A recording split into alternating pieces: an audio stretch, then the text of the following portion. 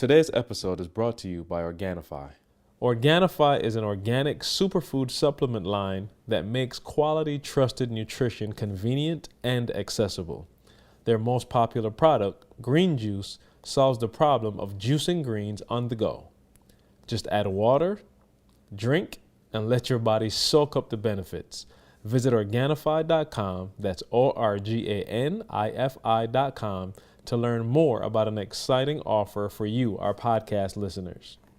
I wake up every single day. I am who I say I am. And I get what I get because I live in beast mode. Stop being gazelle. You're not average. You're not even good. You were born to be great. What's going on, world? Welcome to another edition of the Secret to Success podcast. I'm your host, CJ, joined as always by the Bayesian sensation, Mr. Carl Wesley Phillips. Hey, I'm just going to say it. It's 82 degrees. We can stop talking about the weather now. We ready to rock and roll. I know that's right. And that explains why Douglas is also currently in Lansing, Michigan.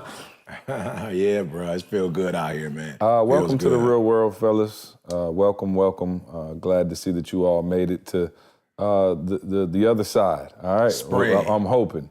Don't put it in stone or nothing like that. I think next week sometime in the morning at least, it's gonna be 39 degrees. Oh yeah, no, I ain't look that far ahead. Once I saw 82, I'm like, I ain't looking no more. I'm done. No, I start running again, so I'm like, can I go outside and do it? And I was like, nope. I was on the treadmill this morning, like, nope. I looked at the weather, it was like 50. I was like, nope, can't do it.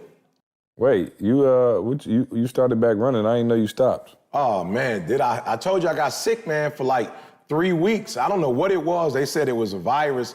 It wasn't that deep, and I promise you, I do like a day on, 2 days off, a day on. But my ET, 45 minutes to an hour, that Australian thing you saw, I ain't done that in about a month. Oh, remember Australia? We was hitting them 2 a day. Bruh, 2 a days, bruh. Yeah, we ain't had nothing to do. I'm back to that again. I got to get back to the 2 a days for a month. So when I get to Jalen's camp, I can keep up with the kids. Carl, how are you and your family taking advantage of this lovely weather? Oh, man, it's just weird, dude, because Michigan is like a whole different place. I can't explain it. Well, you know, but to our listeners, it's like it's not the same place. So we could go, like, you ain't see nobody outside. And I'm talking about today, dude, there's traffic. It's like all kind of stuff going on. So no, we just outside playing. It's a lovely day. It's a lovely day. I got a little soccer in with Jordan yesterday. Yeah, we just outside more. I'm talking about, like, for real, like just sitting down outside looking at like what could be sunshine, and like we're not used to this. Mike was barbecuing. Mike was barbecuing on the first day. I'm talking about we out here. Oh, did he have the turkey links? Oh no, he just did the chicken boy. He had the grilled chicken boy out there. Yeah, I know he got to have something vegan on the menu he could throw on that grill. Oh yeah, he can. He asked at least. I'm like, I'm good. He asked at least. Why don't you catch us up on the vegan thing? We ain't heard much about it lately. How's that going? Man, let me tell you something, man. We found a spot called Yard House, and that's pretty much, man, every city we've gone to, that's what we've pretty much eaten, man. They've got They've got a vegan option, if that's what you call it, gluten-free vegan options. You know where they do like the, the soy chicken. So they'll make it in different ways. And then we had, man, Carl, we hit a Why are they allowed to call it chicken, though? You know what I'm saying? Well, I'm saying they have to have a name for it. So they try to do something that people would know. Why they always try to, hey, you know what I'm saying? They always trying to do like a black bean fillet. Like, no, stay up off my meat term. Yeah, if they say Sally sushi, sis, you wouldn't know what they was talking about. So when they say chicken, it's like, ooh, it's gonna be close to that. I'm gonna be real with you though. My girl get into that. I don't really like it like that. You will love soy chicken. No, that's not the truth. That's not the truth. But then we went to this Caribbean spot, Carl. I had never seen this in my life, but they had a dish that was like oxtail. And I didn't order it. Like I said, I don't really get down with the substitute meats that much. My wife, craves it. But she had it and was like, no, you need to taste this. And I promise you, Carl, I tasted that joint. And let's just be real, bro. Meat in itself ain't good. Right. It's the seasonings. So it's the way you season it. So however they season that, whatever that oxtail, fake oxtail, now I was like, D, I'm good. I don't need it. But I take a spoonful and I was like, yo, this the best. That was the best fake meat substitute I'd ever had in my life, bruh.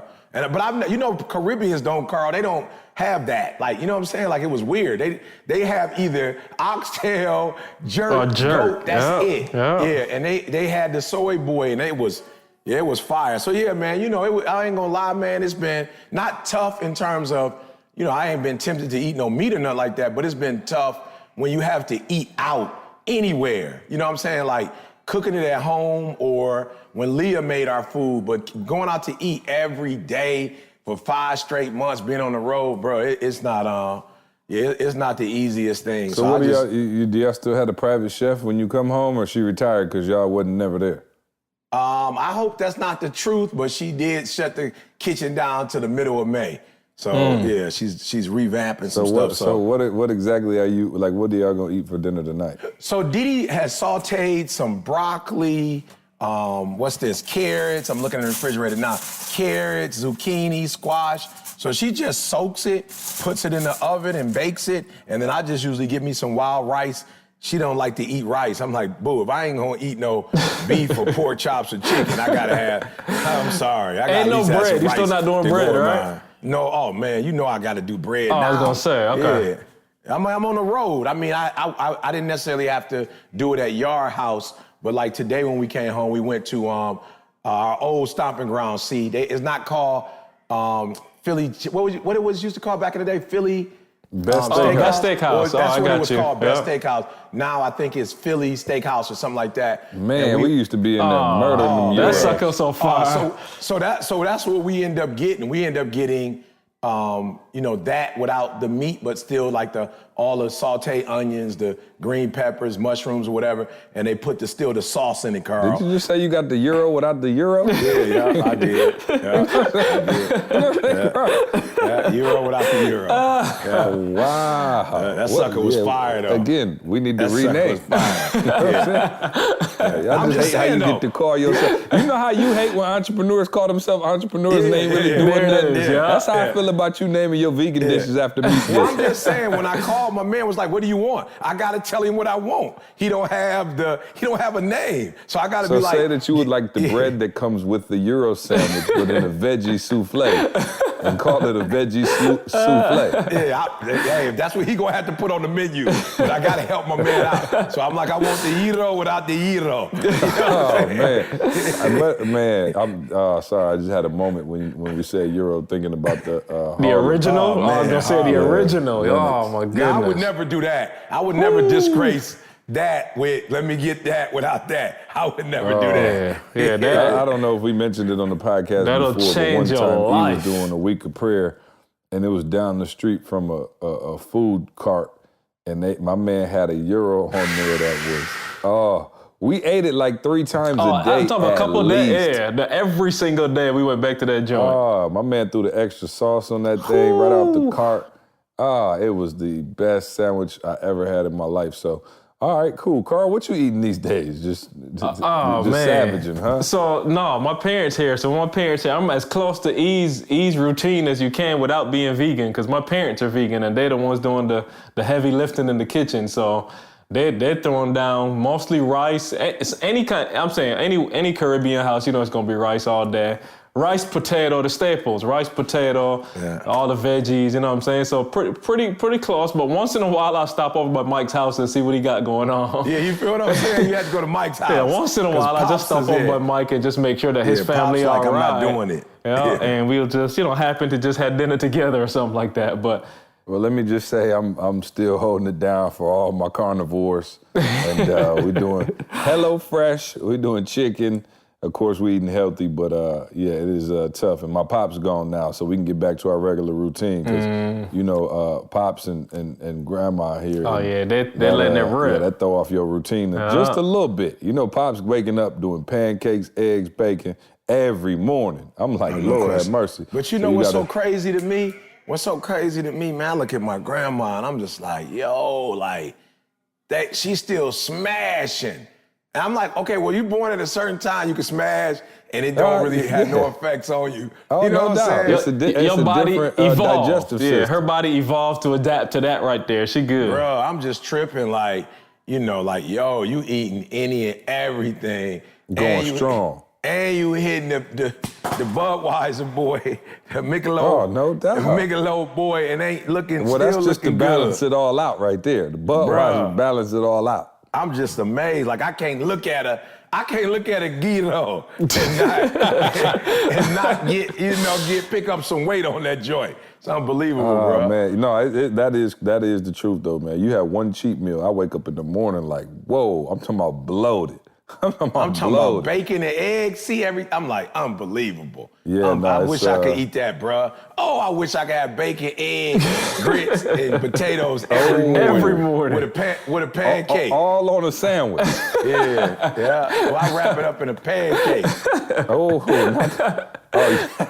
Yeah. Hey, that's the thing. When you do come off that vegan boy, you just turn into, I'm Savage. talking about a T-Rex. You just smash anything in sight. It'd be so good on that one cheat day. You done blew the whole year worth of vegan out in one setting.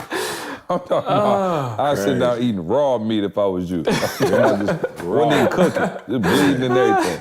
Yeah. We getting back to normal over here. The folks are gone. They were here for a while, so that was good because me and my wife just literally don't have to do anything while they're here. So I'm back to having to be a dad, so that's weird.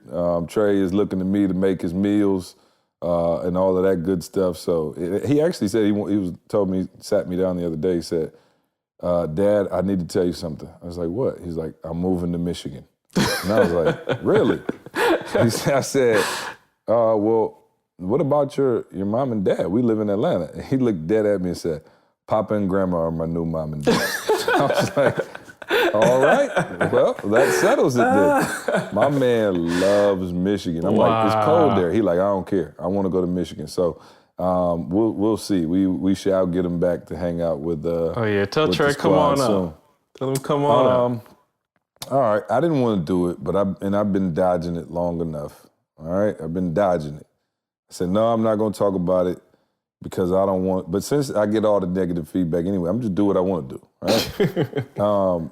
This is a topic that's been unavoidable on several of my group texts. You know, you got threads, like you got certain threads with certain people and certain threads with other people. One person in a thread, one person's not in a thread, and some overlap here and there. But the debate has raged on long enough without us mentioning it on the podcast. But I'm just going to say it, and it's going to cut a little deep. LeBron James is the greatest basketball player Here we go. to ever live. Now, I say this with the utmost certainty. And anybody who watched the last series, you watched a man literally dominate by himself an entire team and carry them to victory in a Game 7. You talking the Pacers?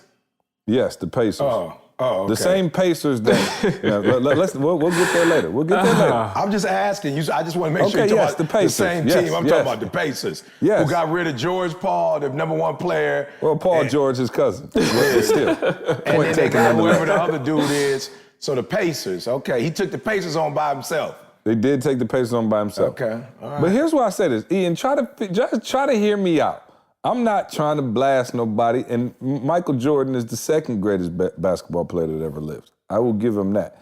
But when you look at what the man has done with what he's had to work with, it is now impossible to say that LeBron James is not the greatest basketball player to ever live. Now, I back that up by saying, because I know what he's going to say.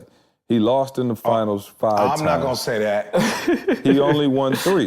I'm not But going I to say just that. want to take a look, E, and I want to see if anything else factors in to whether he's the greatest basketball player of all times. Now, notice I didn't say he's the greatest winner of all times. Notice I said he didn't have as many Oh, championships. yeah. Well, if you're going to categorize it like that, of course, we can say he the greatest if you want to. He's the greatest basketball player you ever. Categorize, And people are trying to argue me on the group text, and what I'm trying to explain to them is you have to take You made into up account. a category. Yeah. If you made up No, a I said category. he's the greatest basketball player. Well, I'm saying, I'm all saying. time. Hey, let So me what- get the so what you should research, say- because I know C got No. documents No, over there. I that ain't got, He I just don't have said no it. research. I was No, just he thinking got- yesterday. yeah. What I he's was thinking saying, about my Carl. group text. So let me ask y'all this. Okay, LeBron did lose in some finals, right? With the exception of maybe the Dallas final, every time he lost to a team with multiple Hall of Famers, sometimes even 3, I think, with the Spurs, right? Ginobili, Parker, Duncan. I mean, that's 3 Hall of Famers. So he lost to them maybe once or twice. You're talking about losing even in the Eastern Conference Finals when he lost to, Paul Pierce, KG, Ray Allen, multiple Hall of Famers. So then I was trying to be objective as I could, and I said, who did LeBron beat? Maybe he just beat some Titans. Maybe he just beat a bunch of people, because that's what everybody tells me. Oh, the East is so weak now. Back in the day, the East used to be. And so I was like, oh, okay, that sounds good, but let me see who was on the East. So I went back, and his major rivals were the Pacers, who he just got done dogging out. Oh, you're talking about Reggie Miller Pacers. That's a whole different Pacers. Okay. So then I looked at Reggie Miller. Are you aware of the fact that Reggie Miller only made the All-Star game 4 times in his whole career and is a borderline, I guess he probably would make the Hall of Fame, but that's one. Now, do me a favor, name the second best player that the Pacers had back then. Who was the second? Who was number 2? Mark Jackson? My point exactly. Mark Jackson, actually Rick Smits. Okay? Now let's look at the Knicks. The big bad Knicks. Patrick Ewing is a Hall of Famer. Who else did they have? Oh, they had a whole bunch of role players. I don't know. A whole bunch of role players. I was a Pistons so fan. that's my problem with the argument. Now, you look at who LeBron had to go against.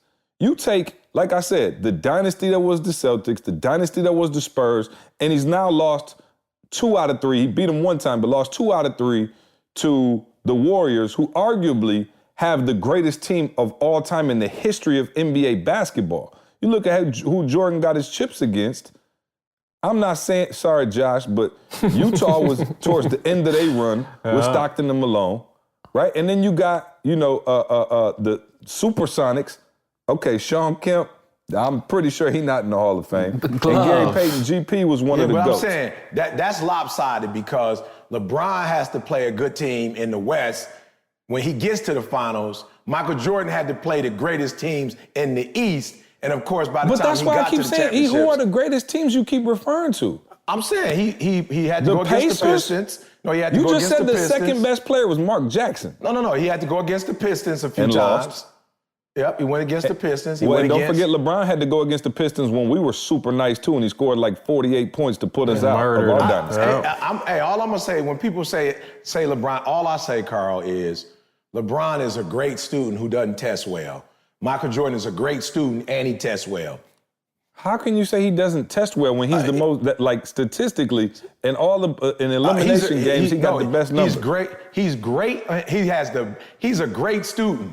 He is the stat king. But when it's test time, he's not as strong as he is when it comes to that. And if he's as great as you say he is, he should have been able to play some of those other teams, some of the great teams, and win against some of those teams. He did play some of the great teams and win against them. He beat the Celtics. He beat the Warriors. He beat the Spurs. He beat all of them. He didn't beat them every time, but he beat all of them. But I think Dwayne Wade is going to go down as a pretty decent player. He played with Dwayne Wade. Yeah, he played with Bosh. Bosh was a first rounder. Bosh is borderline all-star game. He definitely ain't no Hall of Famer. I'm just saying he was a first rounder, and when they played together, he was at a high level. So I don't know, because of his injury or his sickness, maybe he won't be a Hall of Famer, but he played with two or three great guys, and he had a couple other, he had Ray Allen on his squad. He had some decent people playing with him. He didn't have all scrubs playing with him. I'm not saying he had scrubs. I just think it's revisionist history when people go back and they like, the East was so tough back then. I'm like, I looked at the team, I'm like, okay, Patrick Ewing, who was next? John Starks? I don't remember everybody, but I do know this. The difference between the two, and again, if you want to say he's the great, I'm cool with that. But if you want to say the most winningest, the cold-bloodedest, the dog, the gorilla, then it's Michael Jordan. So if you want to say stats, we can't argue that. My man is racking up. No, I'm not talking about just stats. I'm just saying as an actual basketball player and what he's meant to his team. He's 6'8". He's 200 and what pound? Mike wasn't nowhere close to that. So and was still dominating. I get you. I'm saying Mike was killing them. Okay, I got you. But can we acknowledge that? 6'4", 6'6"? Right, but let me ask you this. Can we acknowledge the fact that Jordan had better personnel around him the entire time, including probably the best coach of all time? I don't know. Yeah, you got to get that. You have to admit. Yeah, you got to get that. You have to admit this though. You have to admit, and I don't know how you know how we say it, but LeBron has decided to be the coach, and you can't argue with that. He has decided to be his own coach. I concede that point. I don't even know if he want to have I don't even know if he want a Phil Jackson on his team because he the coach. He needs to be the coach. So Mike said, "Hey, if Phil want to come in and coach me and take me to the next level." But which came first, the chicken or the egg? Does he want to be the coach because it ain't no Phil Jackson around? Or it ain't no Phil Jackson around because he wants to be the coach? Let me tell y'all this. Carl know this, Phil retired. Phil could have went right over to Cleveland if he wanted to, and he left because Kobe was being, according to his book, Kobe was being a bit much, so he had to leave. So he was available. I just don't think LeBron ever wanted a Phil Jackson, so I don't think that's a good argument. I just think no one man has ever carried a team the way that LeBron, that we've seen. Carl, do you know, I just heard this morning at the gym. They said not one player on his entire team scored more than 20 points during that whole first series.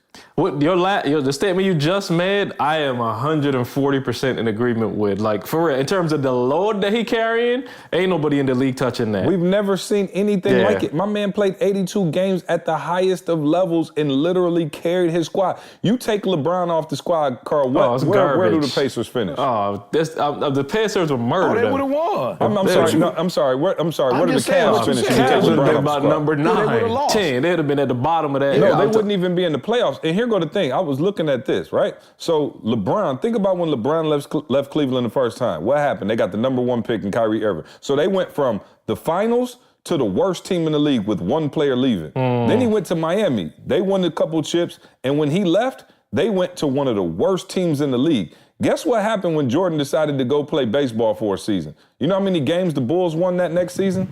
60. I told you he had some research. I'm just saying you can't knock it, but when Michael Jordan 60, bro, that's like one of the best teams in the league without Michael Jordan. Yeah, but I'm saying so of course you add Jordan onto that. That's like saying you give I wouldn't say add it LeBron on, right now to Houston. It's like it's over. No, I wouldn't say add on. He didn't add on. What Mike did was Mike made that team great. So when he left, they didn't fold like Cleveland did because he takes all the weight. What Mike did when Phil Jackson came, he gave up scoring. Don't forget, Mike was scoring 60-something points a game too.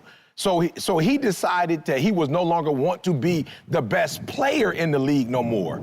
And he made the decision that I'm going to distribute the ball evenly and be a part. And Mike will tell you, Mike always says, I ain't telling you that I'm the greatest player that ever played. He said, I played on the greatest team that ever played. So the focus is different. LeBron does want to be that guy and take the weight on him. And I ain't mad at him. He's doing a phenomenal job at it. But Mike just made up in his mind, I'm tired of losing. I'm not interested in scoring 60 points no more and coming up short. I want to play team ball. And he made that decision because Mike could have kept doing whatever he was doing. He could have kept doing that. So I don't take nothing away from LeBron. Greatest player, like you said. Well, we can say he's the greatest player ever, whatever that means. He is the greatest player. But I'm saying my number one. That's all I said from the jump, bro. That's all I said. My number one is Michael Jordan, just because he got that dog. And I still say to this day, that's what LeBron is missing. But I don't think it's fair to say LeBron don't have that dog, though. That's he not don't fair. Got that dog, bro. Yeah, no, it's not the same, see. That's not the same. No, it's not. No. It's not the same. It ain't nowhere Don't get me wrong. close. I will concede, but it's not fair to say LeBron don't have the He's dog. a competitor. You just literally watched him go for 40-something in Game 7. And watch this, And if though. you go look at all the Game 6 and 7s that he's had, where the closeout games, he's averaged the highest points per game in those games. But why? Because Mike didn't play in them games. Yeah. Mike didn't play in them games. That's why he better than Mike in that. Mike got that dog. You didn't go 7 with Mike. You didn't go 6. If you were a below average team like the Pacers, Mike would have wiped the Pacers off in 4-5 games. It wouldn't have lasted that long. LeBron does allow it to go that long. Maybe because he is playing 82 doggone games in 20 doggone 8 minutes. Maybe he got to take a break. But I'm just telling you, when Mike played, you didn't get to a game 7 because he had that dog. Now, LeBron got way more dog now than he maybe had 6, 7 years ago. But I promise you, Kobe and Mike, they came in with that dog, bruh. They came in with that dog. Oh, no questions asked. No questions asked, bro. And I just think that's what LeBron is missing. But in terms of a athlete and a specimen, bro, ain't nobody on the planet. I would like, I'm not trying to be argumentative. I would like to see what y'all say, why you would say he doesn't have a dog when he's clearly performed at the highest levels in the most clutch moments. The last few years, he's taken his game to the next level. But when the first couple seasons, and here goes the thing. did. This conversation is ongoing because the way that he literally had his best season ever this year. So you're talking about, at least 3-4 more years in his prime. So the body of work is not completed yet. Absolutely. I'm just saying, at this point right now, I'm watching what he's doing, and who knows? He could lose to the Raptors. I'm not tripping. Yeah. I'm saying, with his current body of work, I have never seen a greater basketball player in my life. I just saw, again, on TV this morning, which made me think about it, and they were talking about it on our group text, LeBron James has led his team in scoring and assists every single year he's been in the NBA. I know, but I keep telling you, though, that's good, but it's not good. And there's a reason why he's doing it. I'm saying there's a reason. It's a team sport. It's a team sport. And so the fact that you carrying the load on your own and you playing 82 games, 40-something minutes, it's not tennis, bro. It's basketball. And you can't possibly do that and win championships. So you're right. He is the stat king. He putting up numbers. He got his team on his back. But it's a team sport. I hate how people try to act like the 3 wins just ain't nothing. He ain't the Buffalo Bills now. He got 3. You know what I'm saying? That's still a lot. He does have 3. Larry Bird, I think, got 3. You know what I'm saying? Or 4, one of the 2. And that's why we comparing him to Larry Bird, and we're not comparing him to MJ. Nah, you can't. I'm just saying, man, you can't just go off with just rings. Like, there's circumstantial stuff that goes along with it. When you're a fan, there is. But when you are taking the test and you getting all A's and you don't pass the bar exam, nobody tripping on your little A's. It doesn't matter until you can do what you came to do. And you didn't come to get stats. You came to win championships. That's the game. I agree that championships is the most important measure. That's the most important thing. I agree with that. It is. I don't think it's the only measure. It's not, but Mike got 6, so you can't put him in the he's done enough of the other measurables to overtake. Like, let's say in like a game, you get 5 points for every championship, and then you get like a 1 point for scoring, assist, all of that. No, like, you don't get he's that, past that. With the 3 you don't chips. Get that. What's that with called? The 3 chips extra and all credit that other work. stuff. Extra credit work. That's why I couldn't pass the test, because all that extra credit work I was doing. That's why I could never pass the test. Hey, all I'm saying, I just want to know, how is this argument going to be resolved, y'all? Because I've been in the middle of this argument for the last 10 years. About that. We were arguing this. Yeah, how is this resolved? Well, here's the one thing he said that is to his credit. MJ gone. LeBron's still playing. You know what I'm saying? I want to say this to all the kids who are listening, though. I want to say this to all the kids that are listening. Do not get a participation trophy. I want y'all to have that dog. All right? If you're going to follow the ECA way, you see his little shots like that. I need you to have that dog. Like that let me know you hate it. I need all my little babies out there, though, to take after MJ. He said participation. The boy got 3 rings. He has 3 world championships. I need all my little babies out there to have that dog. I don't need you to tell me that you did so good let me in ask you a school, question, you can't pass Carl. the test. Did Charles Barkley have that dog? Charles Barkley definitely had a. He had a dog. He had a dog. Okay, you say Westbrook got that dog. How many rings he got? 0. So 2 people that we know got that dog got 0 rings. So bump your dog. Your dog is dead. No. Westbrook ain't. Take him out back and put him out his misery, Carl. To his point, Westbrook isn't finished, so you got to do the same thing you're doing with LeBron. You got to give Westbrook some time to get his superpower team and win one. So there you have it, ladies and gentlemen. Another non-finished argument, which means we got to listen to this some more, y'all. No, Carl, you got to hear me out, though. He always brings it up. Jordan is the whole world agrees. Kids that don't even live here agree with that. So I never bring it up. It's never important to me. No. But I'm saying, you just been sneak dissing for like the last 2 weeks on the group text. I ain't said nothing. Carl, was he sneak dissing yesterday? Definitely. You put a couple in there. Yeah, he sneak this. Hey, and then Carl. So I was tweeting y'all. I was texting y'all because I was watching the game and LeBron was going off. He like 7 for 7. I'm like, I hope y'all watching King James the whole night. So then I leave to go get Candace something to eat, and I guess Indiana start coming back. Yeah. He on the text talking about, oh, he quiet now. He quiet now. I didn't say he was quiet. I said you're not being fair. So hey, I'm gonna put fire on it. No, I'm gonna put fire in it. What happens if they had lost to Indiana in your book, see? Oh, he would have been. Still, there was the WAC team. The WAC team, and Here's so that's thing. why LeBron. No, I'm saying yesterday. Whatever day it is, that solidified it, Carl. That was the cement. When I saw him go off like that and carry his team by himself, not one person on his team putting up any points. He can't lose. That's what I love about LeBron fans. He cannot. Well, you know what I love about Jordan fans is the revisionist history. He might never played a game 5. He swept every game. No, he played the greatest teams that ever lived. We said 7. He never played in the game 7. I'm just saying though. But you swear Mike was playing the best teams that ever lived, and I'm like, I went back. I'm like, okay, Patrick Ewing. I gotta give you that. I'm not a fan of Michael Jordan's enough to do this type of homework and research. I can't tell you what Isaiah Dumars and Microwave did. I don't know enough about the Chicago Bulls to go back in history like that, and you'll be shocked. I never went to a Bulls game. I never even really watched the Bulls on TV until it was time for the finals. So you're absolutely right. I don't know, but I do know that LeBron is in such a great position because if he loses, he had a WAC team. If he wins, it's because he put the whole team on his back. So it's a win-win anytime you talk about LeBron. There's no way for him to lose. And there you have it, ladies and gentlemen. That segment was brought to you by Organifi. All right, so here's the deal. To truly thrive in all areas of your life. If you want to thrive like LBJ. Like LeBron, there you go. Right. You cannot ignore the importance of good health, all right? I've learned this firsthand, and for many of us, time is our most valuable asset. That's why I love Organifi Green Juice, an organic superfood green juice powder. You just add water to it and put it in and get your greens at any time. When you invest in your health, you gain more time because you got more energy to focus through your day. The best thing about Organifi green juice is it actually tastes good. For all the listeners, we have a special deal so you can try it yourself. Use the code SUCCESS at www.organifi.com to receive 20% off your order. Again, that's Organifi.com, spelled ORGANIFI. Use the code SUCCESS to receive 20% off. All right, go quit playing with yourself and get that Organifi in and stop drinking all that Coca-Cola and all that foolishness. Put some Organifi in your system and take your health and your life to the next level. I got my mom addicted to that joint now. She hit it. She seen me drink that. She's like, yo, I was like, yeah, try it. And she said, dude, in 2-3 days, she's like, yo, I feel the difference. She's like, I don't know how. Like, I just got more energy. I'm like, yep, let's get it. I'm telling y'all. And shout out to Organifi. Just got a whole shipment in.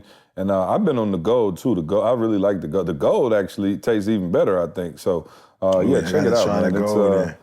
It's good, man. So, E, you had something on your mind, so I guess we can get to for the rest of the world, then don't care about PTI. Yeah, I apologize for those of you who wasted 30 minutes of your good time on that foolishness. To realize that the king has arrived. Right, y'all see where CJ is. No, man, I posted something yesterday, or actually last night, and I don't do the it wasn't FaceTime Live. I did a video and put it up on our Breed University. I love how platform. He shows his age sometimes. FaceTime, Facebook, they all the same. Live. It's all the same. Right? FaceTime Live. All the same. When you get to my age, it don't even matter. You just like, whatever. You know what I'm saying? And, but I had a conversation with my son, I was telling him, and, he made a comment and was just like, man, Dad, I've been, of course he's doing the summer camp, and he pretty much doing 80-90% of the work. And he just was like, yo, it's hard, and I was trying to fill him out like, okay, is it hard? Like, you understand it's hard and you just saying it's hard and you gonna keep moving, or are you saying it's hard like, almost like, man, this is hard, And so we had the conversation about it. And I was thinking, I was like, yo, it's crazy that people don't understand, like, really, that hard is a part of it. Like seriously, and I'm not playing. And I'm gonna ask you guys a question in a second, but I'm not playing when I say like hard. I don't mean like hard every 6 months or hard annually. Like you gotta factor in like a 60-40 hard. You know what I'm saying? A 70-30 hard. You know, and I think for him, you know, he had this idea of this camp, you know, because he worked for Michigan State for 4 years, basketball, you know, and he's associated, you know, with basketball to whatever extent. And I think he thought it's like, oh, okay, you know, we just gonna do a summer camp. And it's going, you know, I've gone to Take Controls. I've gone to, what are some of the other ones? Greatness is Upon You. You know what I'm saying? I've been to, you know, Game Changers, you know, and I guess because he's been around and he sees the success we're having, he's just thinking like, oh, I'm just gonna boom, boom, boom, boom, boom, and it's gonna be 100%. And yesterday I heard it in his voice, like, yo, it's this hard. And normally, I'm gonna be real, I try my hardest when, you know, when me and him are talking, especially on personal stuff, I back off. I'm like, yo, E, come on, you grown, just back off. It ain't that deep. You know what I'm saying? Just back off. He 22, he gonna learn. But this one, I was like, no, I'm not backing down because this ain't about to change with age. Like, it's not like you go 32, 42, 52, and now hard don't exist no more. You know what I'm saying? Hard stay with you as long as you are alive. I mean, see, you just, you know, unfortunately, this year, like in a couple, a week, 2 week span, you buried 2 family members. You know what I'm saying? I've buried 2 family members. You know what I'm saying? So it's like, yo, bro, hard ain't going nowhere. I don't care how old you are. Right. And so I had to really just, like, not in a negative way, but I had to lay into my man, like, yo, bro, if you can't do hard, you might as well go and just check out. You know what I'm saying? Go get on welfare or something and let the system take care of you. You feel me? And I'm sure that's hard too in its own right. You know what I'm saying? But I'm like, yo, if you think, and then it was kind of one of those situations like, okay, well, when this happens, then, you know, and I was like, oh, I hope you don't believe that. I hope you don't believe that when this happened, that hard ain't gonna be there no more. Like, no. With every level that you go to, with the success that you have, yo, bro, it's going to be hard. And so what I wanted to do today was, I just wanted to talk about, I want to do something different. Like, let's talk about, as an entrepreneur or ETA or whatever, what's the hardest thing? Give me 1 or 2 things that's been the hardest for you. But I also want, even though we can't save people from hard, let's give some real practical things on, yo, it's gonna be hard, but if you do 1, 2, and 3, you might take the intensity away. So it's like when I get a shot, Carl, I ain't gonna lie, I still don't like shots. You feel me? Like, I'm still not on no, let me just go get my blood drawn. And so there's a couple things that I have to do when they stick me with that joint.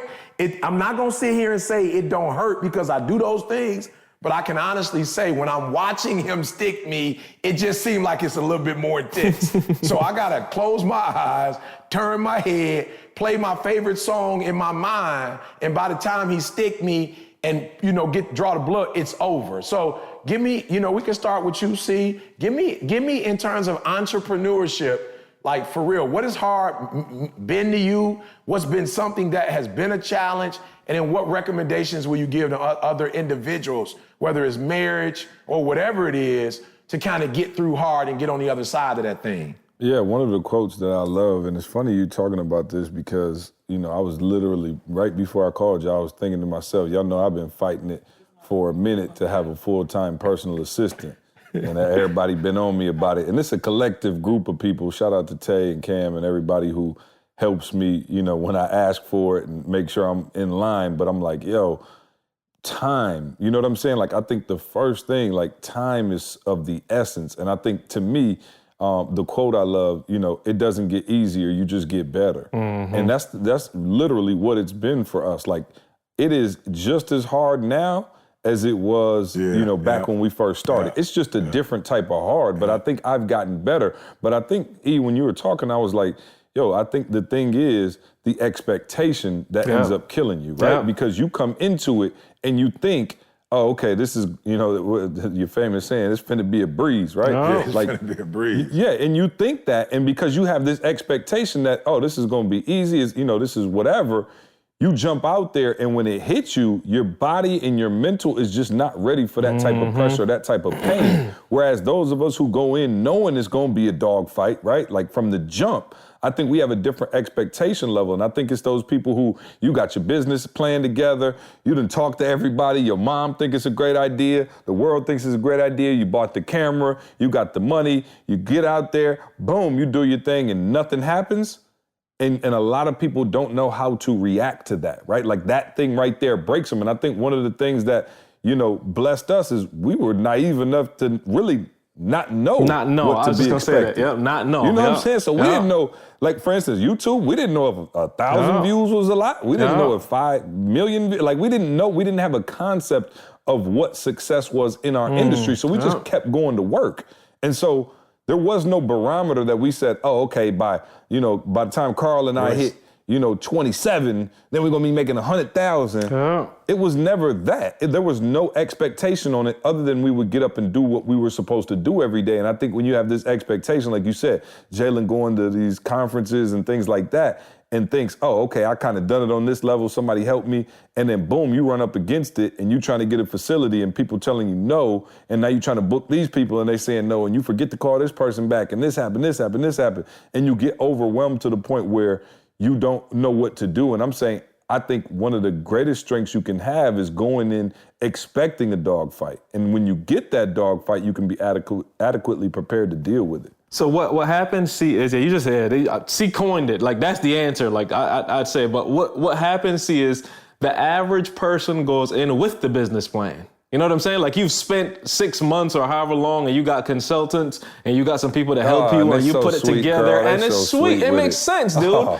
Like you look at the math and like, yo, if I can sell 3 shirts, it's 25, I'm gonna get 75. And if I do this and I'm gonna do this. But the reality is, and I think that's the big, nothing wrong with planning, but that's the thing. You cannot be prepared for everything. The reality is you're gonna print out bad as you want a breath. Bottom line, you know what I'm saying? You can't be prepared for everything. As much as you're prepared, there's stuff that's gonna happen. I was messing around with some assessment that I saw online. I forgot the name of it. I was just clicking through Facebook the other day. I saw this assessment and I clicked on it. And one of the things it was saying was, that's the issue with most people. So back to what C's saying, like you go in with this full expectation of because you do this is going to be the result. And it's the farthest thing from the truth. I'm looking at, I don't know why I just thought about this, but I remember growing up, like I go to the beach and you would see a piece of glass and it's smooth. You know what I'm saying? Like if just a piece of broken glass, like on the beach, just laying there and it's smooth. And it's like, yo, what in the devil? Like, let me think this through. Like, how did this glass get smooth? The water has no expectation. The water is going back, coming forward, pushing it, pulling it. It has no expectation. Like, you get what I'm saying? So after however long, months, years, or whatever, like this piece of glass just sitting there, what happens is it's just a consistent effort. It's just a consistent effort with, and when I don't want to say no expectation because you're not just going to do this thing blindly. It's got to lead to some goal. But I'm saying water is moving, the waves in the ocean is coming back, coming forward. This piece of glass is rubbing against sand, it's rubbing against rocks. And over time, this thing is worn all the way down to this smooth little pretty stone almost. You know what I'm saying? So like, I don't know why I thought about that, but like that's the thing, that's the key that I see to this. Like you just have to really become that water. Like, yo, the end result is it's gonna get there. Like bottom line, lifting weights. So you talked about you just get used to it. Like if you lift the same 30 pounds every day after 6 months, that thing is gonna feel like nothing. You know what I mean? But your body gets used to that after a while. So yeah, and let me not steal East Thunder, but I'm gonna say this, and this goes for myself.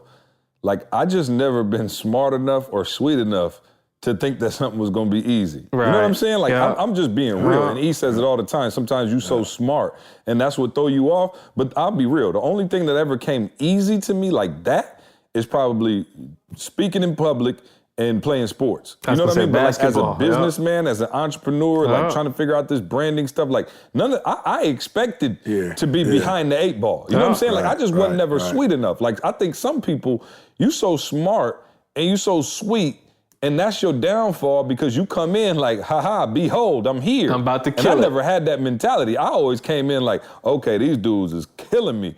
I need to go hard. You know what I mean? And so I think that helped me out too. But E, I'm anxious to hear what you got to say. No. I have something, but Carl, I want to speak to that. And I want to just give as many, recommendations as I can. And I want to say, don't take, when you bad as you want a breath, 12 years to get a 4-year degree, like, don't take it personal, and I think where most of you guys, go wrong and where you want to quit is because you start seeing your goals didn't happen or certain things didn't happen. You know, as he was talking about, you know, when Mike played, there was a certain season. As LeBron is playing, there is free agency. So there's some things that are like out of your control. You know, when I don't care how great you are, you know, there's some things about Cleveland that LeBron didn't like, why he left. Because a part of him, he wanted to win. And he couldn't really resolve, I want to be here for Cleveland and help Cleveland get to the next level. But at the same time, I'm great. And I do want to see some rewards. Like, I want to see some benefits. And I'm not seeing it in Cleveland, you know. And he probably was thinking, like, I don't want to be the stats dude for the rest of my life. I want to win a championship. And so it was a lot of turmoil, you know, when he left. But what I liked about when he left and he did his reports, people was like, he didn't lead the right way. Bro, I don't know if there's Right, what is the right way to leave? Yeah, when something don't go right, you know, when it's hard, that was a hard decision for him. You know, he did the Boys and Girls Club. Like, what else you want him to do? You know, so I think when it's hard, one of the things that you have to do is, I'm listening to Cardi B, y'all. Man, Cardi B got a song, man, Be Careful. And she says at the end, like, yo, I wish I ain't had no heart like you. I do. Like, I wish that I could just go get with another dude and act like I don't love you. I wish I didn't have feelings no more. I do. But I don't. I'm not you. You know what I'm saying? And I was just, when I heard her say that, I was like, yo, that's the hard part, is that our feelings are attached. You feel me? And so I would say to you, guys, I was on a run in terms of, you know, my diet, in terms of my exercise. You know, I was on a full blast run. And then I got hit with this, whatever the sickness was. You know what I'm saying? And I ain't had no energy. And then unfortunately, because me and my girl are traveling together, what happens? I get it, I pass it to her. I overcome it, she get it, she pass it to me. You know what I'm saying? And so I had to just tell myself, as I was getting out of shape, like, yo, bro, it is what it is. You traveling, you in airports, you in hotels, and they ain't necessarily cleaning these hotels like people think. You know, the airplane ain't nobody sanitizing that joint, you know what I'm saying, from plane to plane. You've been on different time zones, you've landed sometimes at midnight, you've had to drive 3 hours to get somewhere. It's like, bruh, don't take it personal. You know how to, how do I say it? Like, you know how to run.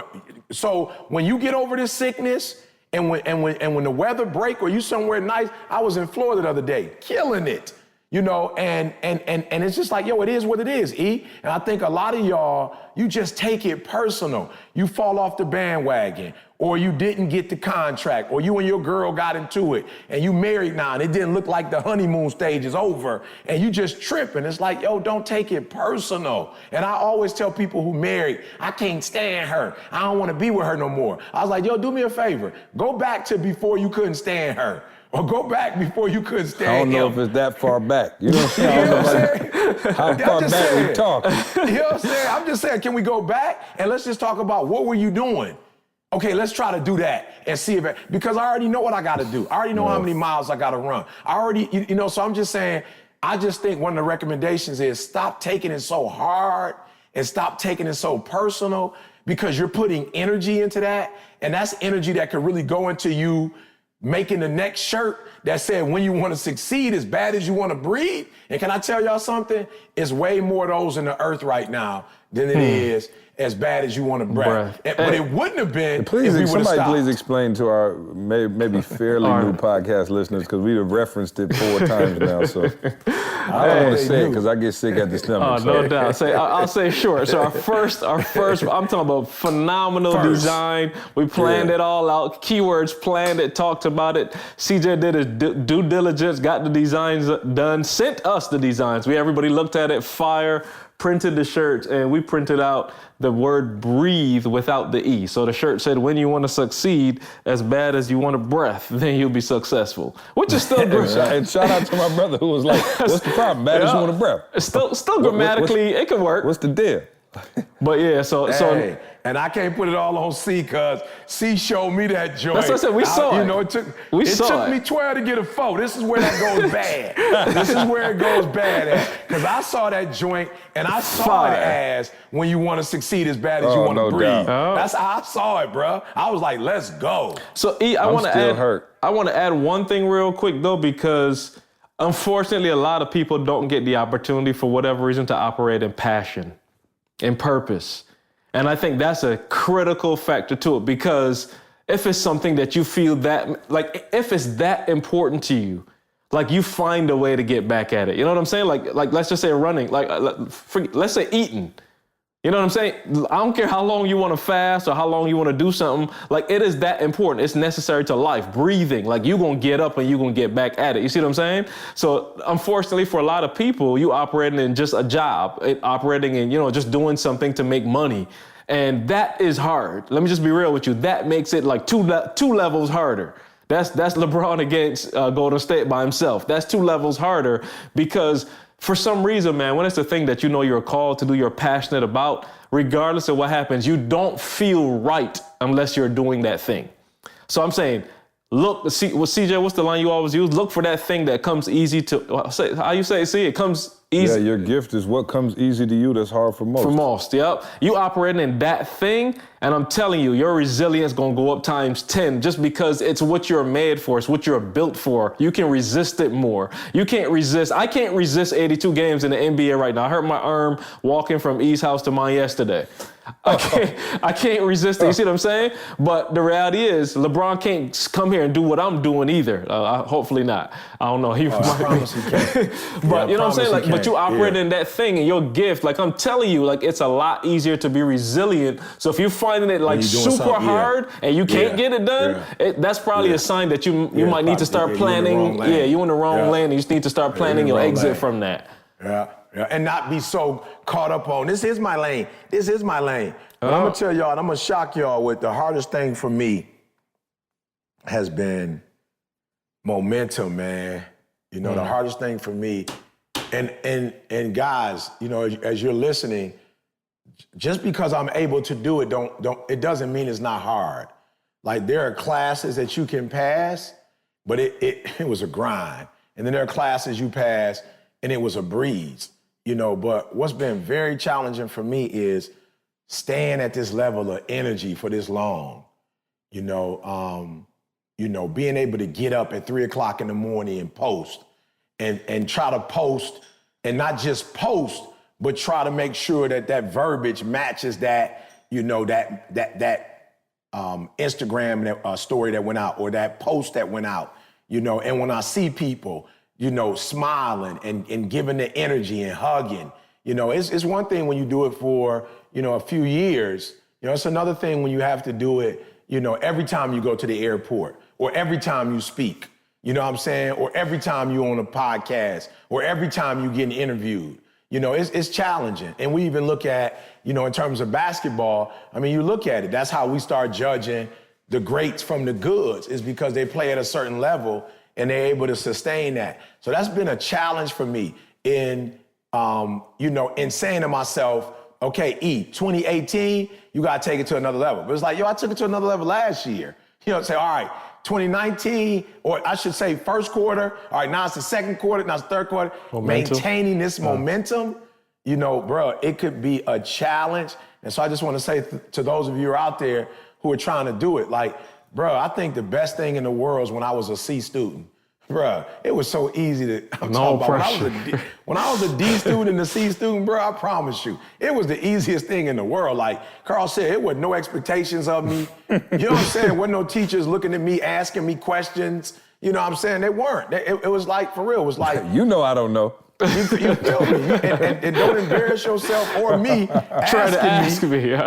Because I might say something stupid to you in the class, And so it was easier. Now people have expectations. So you can see me in the airport. I'm talking about, bruh, I've been on red eyes where I've been up all day in a conference and somebody will see me, E.T., what up?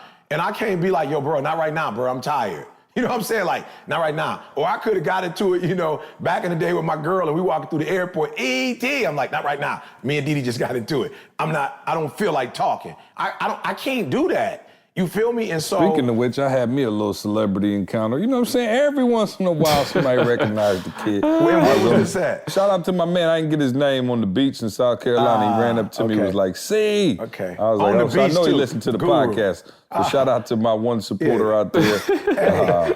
He caught you on home court advantage with the Guru boy. Oh, no doubt. The beach. Right, there absolutely. it is. That's Caught what it you in was. the water. You know what I'm saying? so- I just wanted to shout my man out and tell him that the love was appreciated. Yeah, get the name though next time before he get his full recognition. But he probably smiling. He probably listening. He know He who definitely he is. listened to the podcast. Those are the only people who know me and Carl. Yeah, he smiled. But I was just saying, man, like for real, you don't, you know what I'm saying? Like to keep that momentum, man, give me one day at a time. Don't worry about next week or the week after. Just concentrate on, okay, when I get up today, do I have that energy today? That's so hard though, man. Yeah, I was good. Like Yeah. for most people, that's it just is. so hard to keep that momentum. You know what I'm saying? Like I was talking to somebody today and they were talking about like, man, I can do it and it's cool, but like, man, after a while I get burnt out and I ebb and flow. And I was like, yo, well, that's the difference between the goods and the greats is the goods can do it every once in a while. The greats can maintain that level. So you got to find that extra gear. But I think it is so hard, man. You go so hard for so long and then your natural reaction is to kind of slow down and burn out a little bit. And then once you start feeling that heat on you again and you raise the level of intensity back up. But to be able to maintain that speed is it is truly, something that it's all the tough. greats have mastered, Yeah.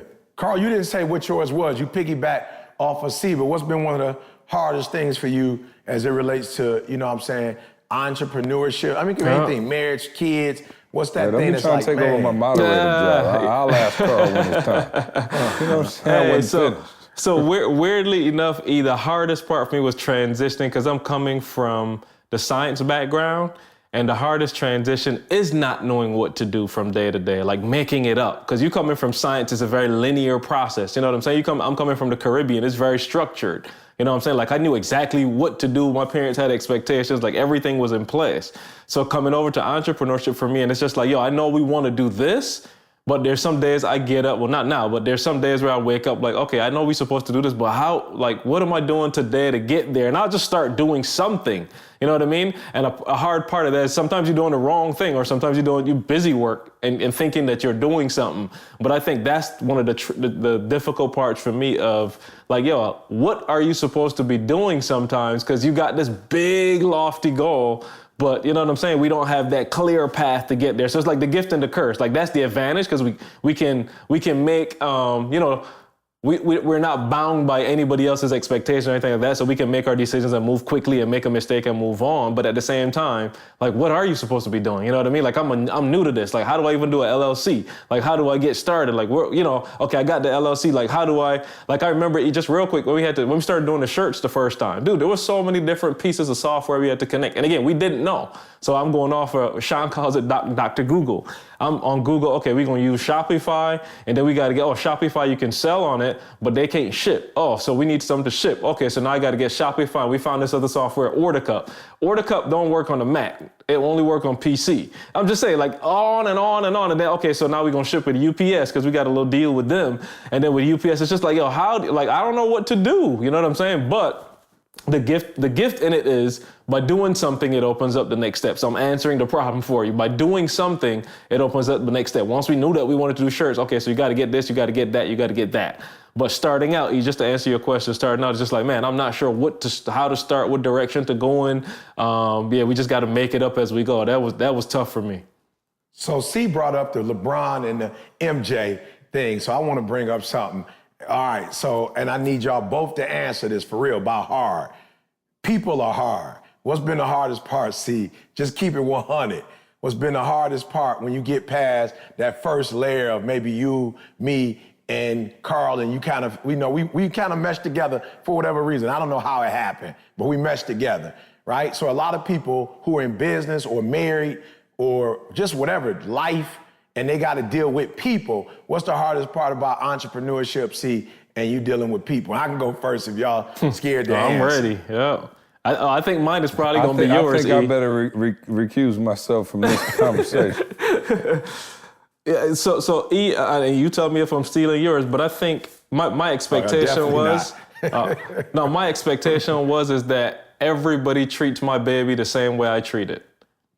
And that's just unreal. Like, it's an unreal expectation for somebody else to treat Jordan and Jesse the way I treat them. It's unreal. You're going to treat them good, but because it's so dear to me and so passionate to me, like I expect everybody to have the exact same passion, you know what I mean? And the exact same love. So you could call me at 3, sleep or not. Like, you know what I'm saying? That wasn't a challenge. Like, we loved it that much that, like, yo, I'll get up at 3, whatever, talk. If I need to go back to sleep, I can. Chances are I'm not, because you're going to tell me I need to do something. But, you know what I'm saying? Like, you can't really manufacture that, you know, down the road with a lot of the other people, you know what I'm saying, as you bring it. I mean, a lot of companies face that. The manager, you know, not the manager, the owner, you got this fire staff, Chick-fil-A, you know what I mean? But as you go down, as you move them to Michigan, they're just not as polite, you know what I'm saying? So I think that's just a realistic challenge that you're just going to face as a business, as a business owner, entrepreneur, any of that. That's just real. See, you ain't ready yet? See, like, I ain't got nothing. Oh, he got something. Hey, my bad, I was texting over here. What was the question again? What was y'all talking about? Yeah, he got something, all right. Yeah, hardest part, dealing with humans, see? Oh, man, where can I start? It's just a laundry list. I think entitlement would be one. You know, in affluenza. You know what I'm saying? Just like, for real. Yeah. I just feel like, in general, man, people people just expect stuff to be given to them, and we kind of touched on it before. It's like, like the internet, and I feel like email and stuff has made stuff so easy for people that the old school grind that it took to actually be on a platform, nobody wants to put in that work. So again, like we talked about, you know, the young man who was emailing me like, oh, I'm about to be on the podcast, put me on this, put me on that. And you're confusing you being able to type up 10 words and send them to me on an email with actual work. Like, there was a time in this country and a time in whatever we do where you had to like get on and be out and rocking venues and all of that for people to even know who you were. But now, because you have direct access to things, you want to use that as a replacement for actual hard work. Like, I really wish people could, you know, and I hate to go ET here, but like, yo, I was borrowing money from my mom and dad. Like, I was literally, after we started the company, 2 years after, I remember calling my mom and telling her I needed $500 to help me pay the rent. 2 years after I graduated with a master's degree, because we were putting in so much work, but we weren't reaping the rewards yet. And so I just wish that people would have to go through something real and not feel entitled. At no point did I feel entitled during that process to be like, somebody ought to come through here and just bless us with $1 million because we cool or because we nice or because I sent an email. And I think people get it confused when they again underestimate how much work it's gonna take, and they feel this entitled spirit as if they should already be rich and they should already have all this money and they should already have all this stuff. I'll tell you, whatever, you know, whoever's listening to this podcast, whatever level y'all think we're at now, I still don't feel entitled to anything. Nothing, bro. I still don't even remotely feel comfortable in where we're at. Oh. We wake up every day with that same dog. And I think now, and not to be on the millennials, it's like, yo, you can do the Instagram, Twitter thing, you can email me, you got direct access, and it doesn't really take any actual work to get there that you think is, you know, you're supposed to be handed something. And, you know, I just grew up, man, my father worked at General Motors. I saw him get up and go to work for 31 years and 4 days. Please don't rob him of his 4 days or he will correct you. But I watched my dad get up and go to work for 31 years and 4 days and never expect anything but the reward of what his job actually gave him. I never seen him complain about, oh, they didn't give us overtime or they didn't give us this or they didn't give us that. He went to work. He got paid for the work he actually did. And I don't know that that exists much anymore, where people want to actually go put in the work and then whatever comes from that, be content in knowing you put in the work, here goes your reward, here goes what you have. Grateful, but never satisfied. And I think that's a lost art, to be honest. Yeah, for me, man, I think it's, I like what Carl was saying, you know, but I want to add to, and this might just be the flamingo in me, but just ain't the loyalty, man. Like, people ain't loyal no more, you know. Ain't loyal. It hurts, man. You know, that's why I think I said I'm just feeling this and parents, I'm not telling you to let your kids listen to, you know, Be Careful by Cardi B by any means, you know what I'm saying? There's some strong language. But my wife was like, yo, you done played it 10 times. Like, Oh yeah, what's no, up? it's deep. She's like, what's up? I'm like, yo, boo, that's my anthem right there. Like, that's what I feel like what's wrong with people. You know, and she said the part that I mean, it's a couple things she said that I really resonated with, but when she said, I hope what you chasing is worth what you losing. You know, I was like, yo, that's the real. It's like, I've helped people, man, from the bottom, you know, and got them to a place where they can get on their feet. And the first thing they want to do when they get on their feet is go look for somebody else. You know what I'm saying? It's just like, yo, you know what sacrifices I made? Like, I always made sure everybody ate. You know what I'm saying? We go out, I make sure everybody eat. I make sure everybody got their check. Like, you ain't never got your check. You know what I'm saying? You never not got your check. You know what I'm saying? And just in general with humans, putting out these free videos and just trying to make sure that, you know what I'm saying, I'm doing my part. Like John F. Kennedy says, not what your country could do for you, but what you could do for your country. And I'm just amazed at how people can allow you to do for them, but when it's their time to do for you, they absent. And I'm like, yo, I don't even ask you to do a lot, but where's the loyalty? You know what I'm saying? It's like, I remember when we used to be in college, this is how we always knew who was our friends or not. There was no real main airport in Huntsville. We had to fly out of Nashville, and everybody was supposed to be homies until it was like, hey, can you pick me up from the airport? And they're like, which one? Like Nashville. It's like, oh, bro, I got a test. Like, you don't even study. What you mean you got a test? You know? I just started. You know what I'm saying? And so I think to me, man, that's the thing that hurts me the most. Like, I don't believe in equal giving. You know what I'm saying? But I do believe in equal sacrifice. And you'll just find that people, like, they can't do it for you unless they getting paid. They can't do it for you unless but yet you could just sweat blood and tears and make sure you look out for them and look out for their family. You know what I'm saying? And make sure that whatever you have, you know, that's Cardi B, man. Cardi was like, everything I had was yours. You know what I'm saying? It's like, yo, what more can I give you? Everything I had was yours. And so, man, that's one of the things about humans that burn me is that you have humans that can take, but when it's time to give, like they check out on you. And I just want to mad shout out to Alex. Man, shout out to Alex, man. Y'all know for sure. He's a part of the masters of the game. He loaded up 2 of his big 18-wheelers and brought water from Atlanta to Flint. We passed the water out today. And shout out to everybody all over the world that has not forgotten Flint. Flint water still ain't right. And so, man, he came down, you know, passed out water. And I'm being real, I didn't even know he was coming to do it. I just knew he ran a trucking company. And I hit him up and was like, yo, my wife, she wants, she's got, you know, new furniture coming in. So she wants to gift Jalen with the furniture that she had. And at first it was just a couch. And then Didi was like, okay, let's do the living room table. I was like, all right, cool. Then it was like all his stuff, his shoes, all the stuff he couldn't, you know, take with him because it cost too much. And Alex was like, yo, E, man, I'm gonna be in Flint. I'll take it back with me. And I'm like, bet. So then I'm not gonna say no names because I ain't trying to call nobody out, but somebody who promised me they could do it didn't do their time right. And so they couldn't get it to him at 2 o'clock like he asked. And I called Alex and was like, yo, bro, I'm so sorry, bro. I'm not gonna be able to get you the furniture, bro. This is what I'm talking about. It's not equal giving, it's equal sacrifice. He was like, what? I was like, yeah, man, he didn't come through for me, I'm sorry. He was like, E, let me finish dropping this water off, and then me and my boy gonna get in the 18-wheeler and we're gonna come to your house and pick it up. I'm like, what? I'm like, bro, it ain't that deep, bro. He was like, E, I got 2 runs to make, and then we're gonna get the truck and we're gonna come pick it up from you. An extra hour. Bruh, came here, probably hour and 15, Carl, because of 18-wheeler. Right. You know what I'm saying? I don't know how fast I'll be doing 80. I don't know how fast they could go. And when he came, I was like, yo, I didn't say anything to you about all these bags and stuff. I got a glass table. He's like, E, all what you did for me, bro, I was like in a bad place in the hospital. Just some stuff was going on in my life, bro, and them videos got me through. Whatever I could do, like, I owe you. And I'm like, bro, you don't owe me nothing. He was like, no. I don't owe you nothing, but I owe you. Like, I made that decision to owe you.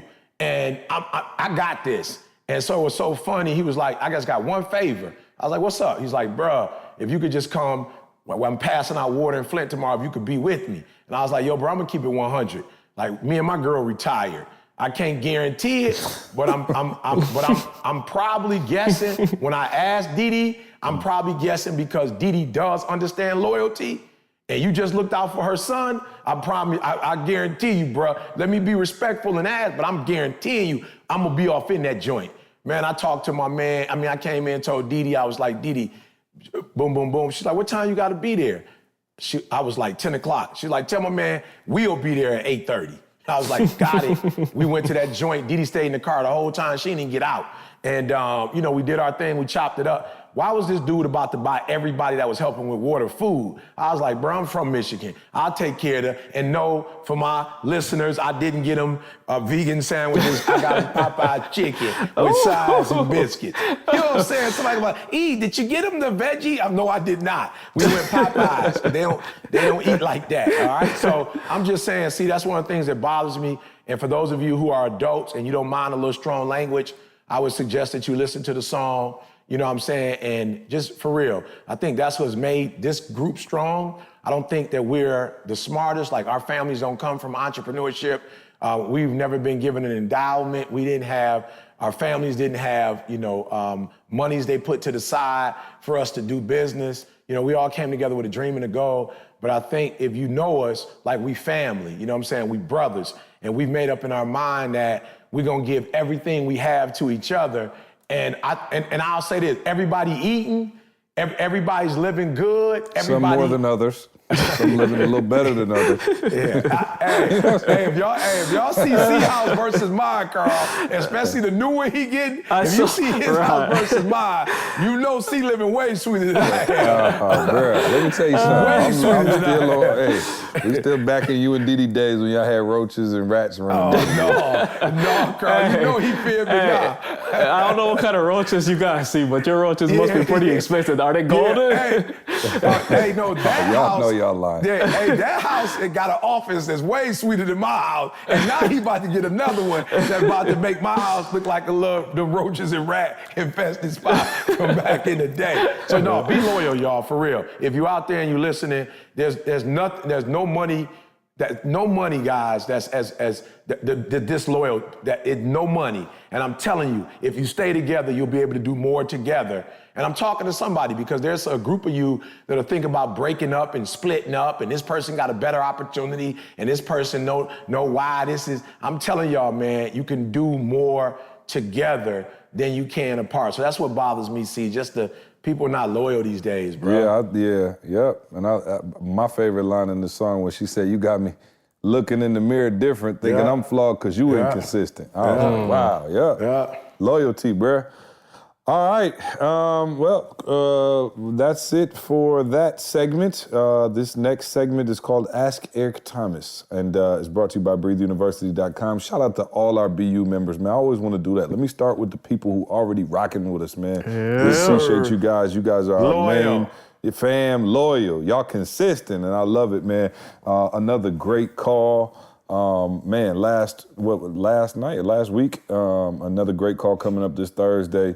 Man, if y'all want to cook with us, if y'all want to be in the kitchen with us, going in, ask questions, stop just listening to us on the podcast, man. Join us at BreatheUniversity.com, all right? It is the world's best online personal development tool in the history of the world. It's like LeBron James of personal development tools, you know what I mean? So come over and rock with us. I appreciate Carl always laughing at my jokes. I don't care, man. I'm doing this for Carl. I'm in this for Carl. As long as I hear Carl come through with that laugh, I'm good. So come join us at Breathe University. Carl gotta stop. You gotta stop, Carl. I'm telling you. You gotta just man up and just quit, bro. Even LeBron thing, you gotta stop it when he starts talking about it. You just gotta stop it, Carl. Hey, Carl is on the fence, but shout out to Josh, who is converted. He's full-fledged Team LBJ. The only one I'm still working to recruit is Jamal, because he's from Chicago. Oh, yeah, so that's going to be tough. He refuses to let up, but I'm breaking him as well. By the next time y'all hear Jamal on the podcast, he will be converted. Jamal sent me a text after the game, at the Indiana game. Jamal sent me and Josh a text and said, "Okay, I'm finally ready to admit he's second best." I said, man, get out of here. But back to Breathe U, man. BreatheUniversity.com. Come check us out. Come rock with us. We would love to see you over there. Jump on the calls with us. Over 451 modules, online trainings, mastermind calls. Man, take your life and yourself to the next level. Sign up. Sign up with your spouse. Sign up with a friend. And come join us, man. Meetups going on all the time. Shout out to our New York crew.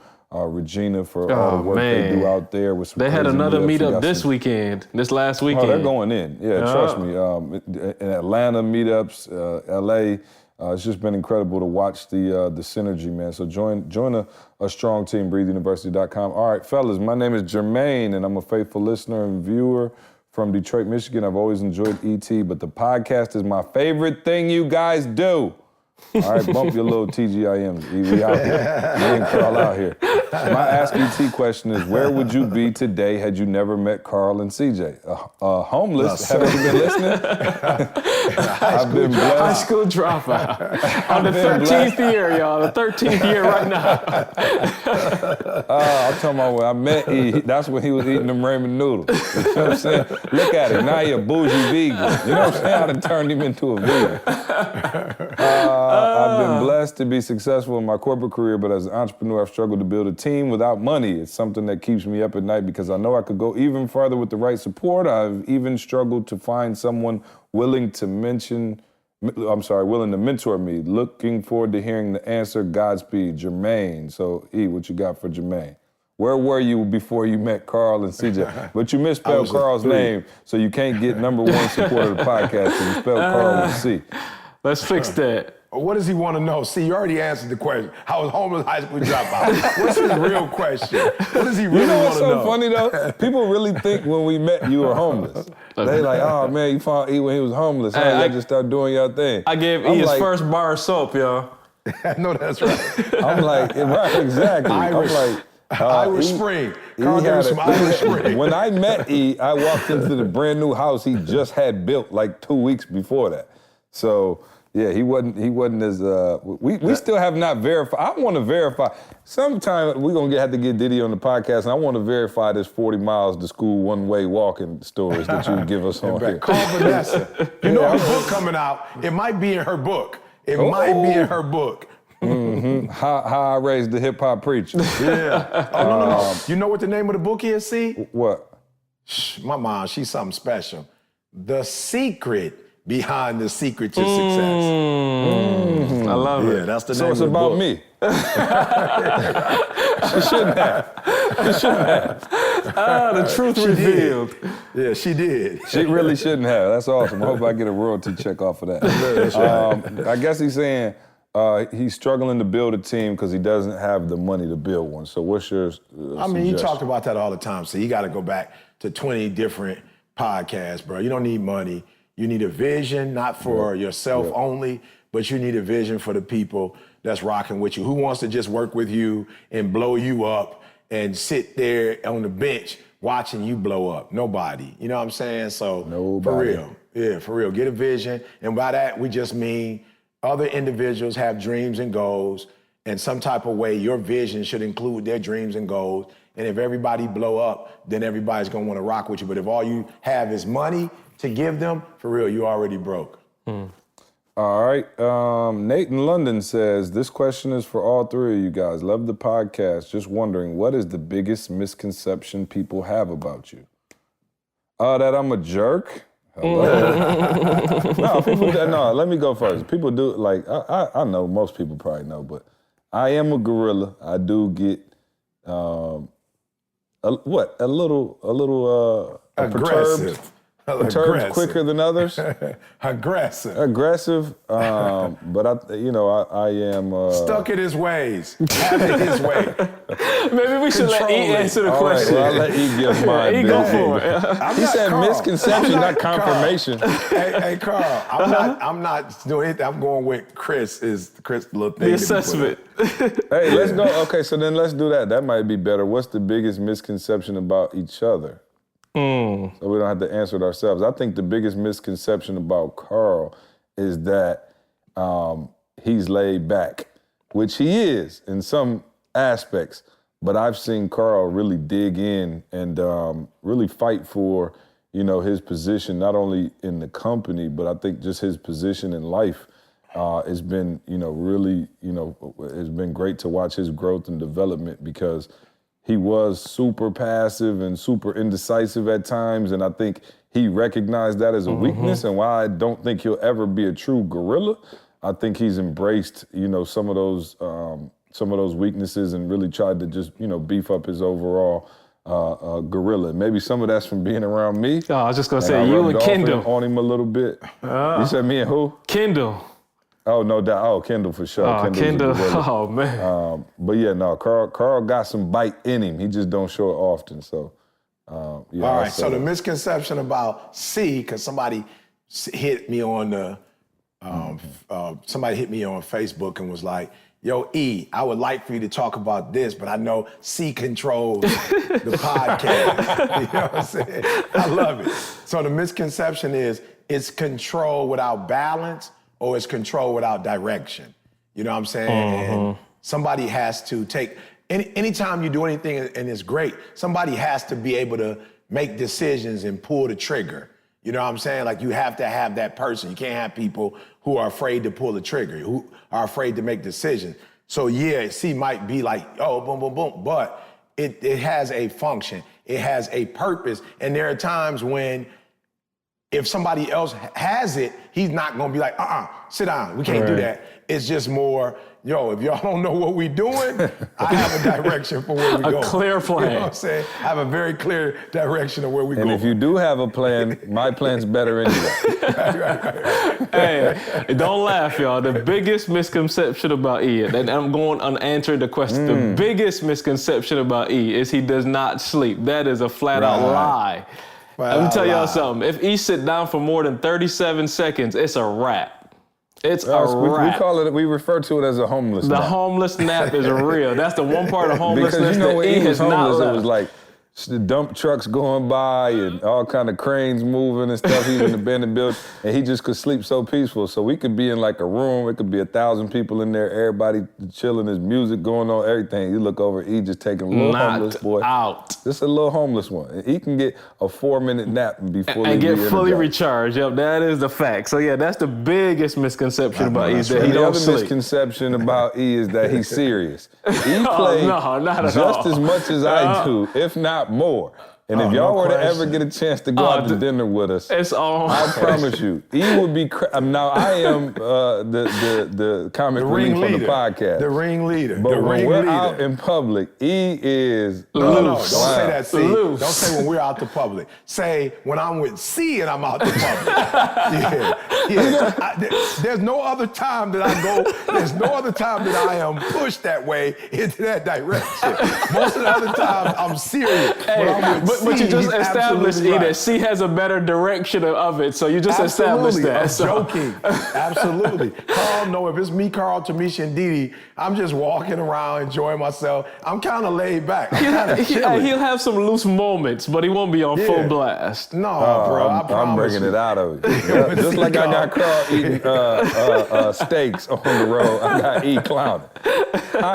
I am on the other side of the shoulder telling them what to do. Hey, man, real quick, Boston, May 20th. Shout out to Boston. We're coming there on May 20th. Take Control, myself, E.T., Carl, Josh, Jamal, Maya. It's going down. Everybody's going to be there. Whole gang's there.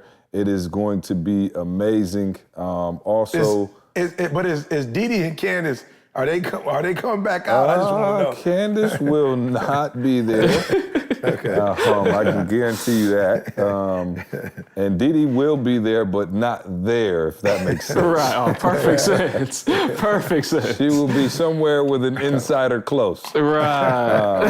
And then also St. Louis. Carl, give me the St. Louis date real June quick. 24th. Yep, June 24th. We'll be in St. Louis. So excited about that. Also, man, I want to take the time to say a happiest of birthdays to my lovely wife, Candace, who will be 31 May 2nd. So that is, depending on when you're listening to this, a couple days ago, but it's tomorrow in our real life.